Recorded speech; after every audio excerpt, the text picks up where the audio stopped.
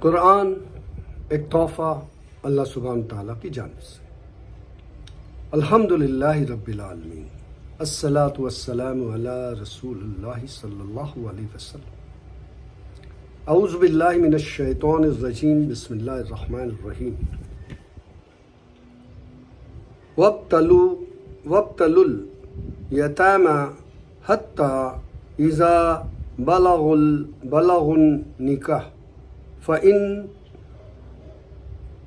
آنستم منهم رشدا فادفعوا إليهم أموالهم ولا تأكلوها إسرافا وبدارا أن يكبروا ومن كان غنيا فليستعفف ومن كان فقيرا فليأكل بالمعروف فإذا دفعتم إليهم أموالهم فأشهدوا عليهم وكفى بالله حسيبا۔ للرجال نصيب مما ترك الوالدان والأقربون وللنساء نصيب مما ترك الوالدان والأقربون مما قل منه أو كسور نصيبا مفروض۔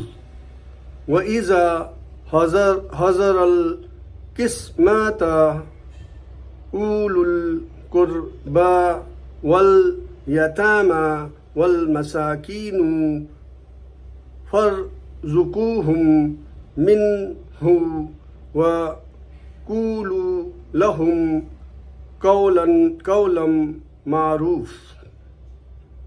وليخشى الذين لو تركوا من خلفهم ذرية ضعافا خافوا عليهم فليتقوا الله وليقولوا قولا سديدا۔ إن الذين يأكلون أموال اليتامى ظلما إنما يأكلون في بطونهم نار وسيصلون سعيرا۔ رب اشرح لي صدري ويسر لي أمري واحلل عقدة من لساني یفقہوا قولی۔ السلام علیکم ورحمۃ اللہ وبرکاتہ۔ سورہ نساء چیپٹر نمبر 4 آیت نمبر 6، 7، 8، 9، 10۔ اللہ سبحانہ تعالیٰ نے اس سورہ میں جو ہے عورتوں کے اور مردوں کے تعلق سے، ان کے نکاح اور بہت سارے احکامات کے تعلق سے اس میں اللہ سبحانہ تعالیٰ نے بتایا ہے۔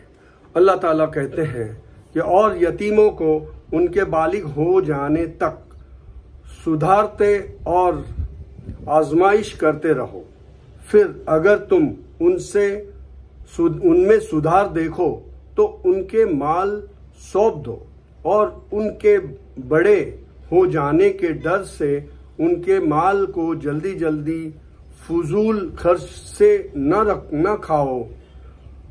دھنوانوں کو چاہیے کہ ان کے مال سے بچتے رہے، اگر غریب ہو تو نیمانوسار کھا لو، پھر جب انہیں ان کے مال سونپ تو گواہ بنا لو، اور لیکھا جوکھا کے لیے اللہ کافی ہے۔ माता पिता और करीबी रिश्तेदारों की संपत्ति में मर्दों का हिस्सा है और औरतों का भी, चाहे वो धन कम हो या ज्यादा, हिस्सा मुकर्रर किया हुआ है। और जब बंटवारे के वक्त रिश्तेदार, यतीम और गरीब आ जाएं तो तुम उसमें से थोड़ा बहुत भी दे दो और उनसे नरमी से बोलो। और चाहिए कि वो इस बात से डरे कि अगर वो अपने पीछे कमजोर बच्चे छोड़ते हैं जिनके खराब हो जाने का डर रहता है, तो बस अल्लाह ताला से डर कर दुरुस्त बात कहा करें। जो लोग नाहक जुल्म से यतीमों का माल खा जाते हैं, वो अपने पेट में आग भी भर रहे हैं और वो जहन्नम में जाएंगे। अल्लाह सुब्हान ताला का बहुत बड़ा शुक्र और एहसान है कि इंसान की जो फितरत है, वो फितरत के तहत उसको जो है माल से बहुत लगाव होता है, और ऐसे सूरत में वो कुछ ऐसे काम कर जाता है जो अल्लाह और अल्लाह के बताए हुए हुकूक के बरहक्स हो जाते हैं, जिससे वो जो है नासमझी में या कभी कभी जानबूझकर ऐसी बड़ी गलती कर जाता है जिसका अजाब सिर्फ जहन्नम है। तो यहाँ बताया गया है कि यतीमों का जो माल है, उस माल को आपको एक अमानत की तौर पे उस माल को संभालना है। जब यतीम बड़ा हो जाए तो उसे वो लौटाना है। आप अगर मालदार हो तो आपको तो उसकी तरफ देखना नहीं है, पर आप गरीब हो तो उसके माल में से आप कुछ खर्च कर सकते हो, मगर अपने पुरता, ऐसा नहीं कि पूरा माल उसका हड़प दिए। अल्लाह सुब्हान ताला ने बताया कि यतीमों की परवरिश अच्छी करो, वो बड़े हो तो उनकी निगहबानी करो और उन्हें आगे परवान चढ़ाओ जैसे कि वो आपके अपनी औलाद है। यहाँ पर बहुत ही बड़ा नेकी का पहलू है। जैसे आपने देखा कि दुनिया में बहुत सारे लोग जो है यतीम हो जाते हैं। इंसान को चाहिए कि यतीमों को जो है, अल्लाह ने यतीमों के ताल्लुक से स्पेशली बताया गया कि यतीमों को सहारा दो। ये ऐसी चैरिटी है कि आप इस चैरिटी के जरिए अपनी जान और माल की हिफाजत कर सकते हैं, क्योंकि अल्लाह सुब्हान ताला का हुक्म मानने से एक यतीम बच्चा परवान चढ़ जाता है और फिर उसकी नस्लें।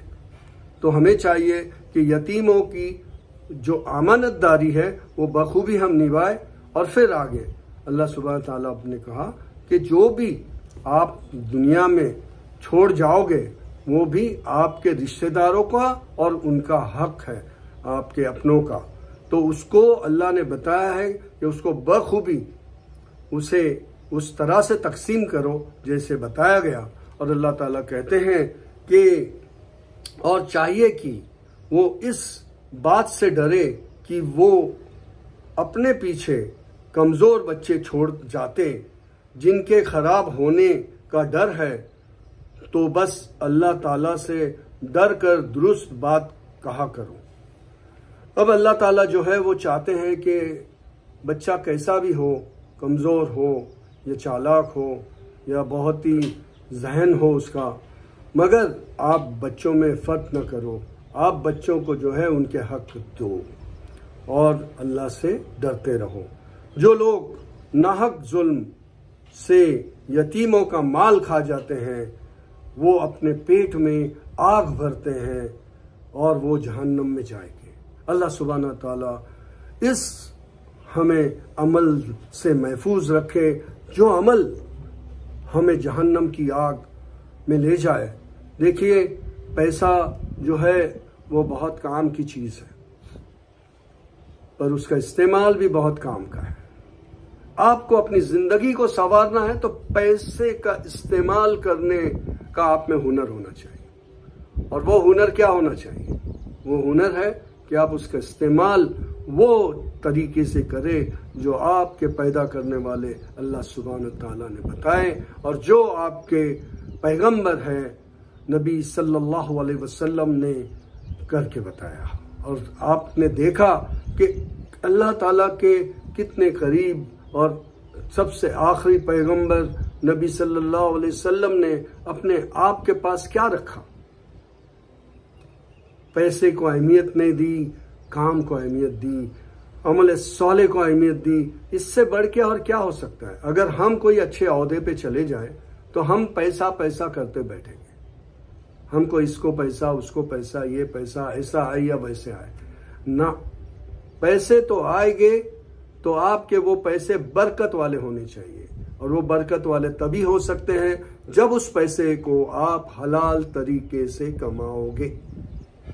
حرام طریقے سے کمایا ہوا پیسہ آپ کتنا بھی کچھ کرو، اللہ اور اس کے رسول کے نزدیک اس کی کوئی اہمیت نہیں۔